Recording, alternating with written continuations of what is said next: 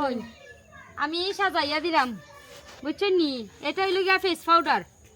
প্রথমে face powder দিমু, এরপরে দিমু আইশিট।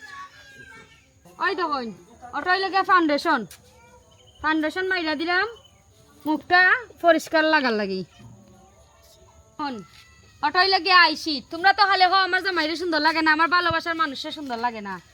ওই দেখো সাজাইলে বেটারও সুন্দর লাগে, খালি বেটিন তোরা ফরি লাগে না।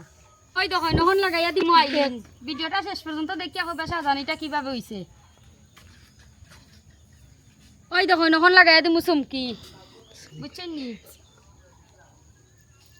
ভালো লাগতো। ওই দেখুন লাস্ট তখন লিপস্টিক দিমু।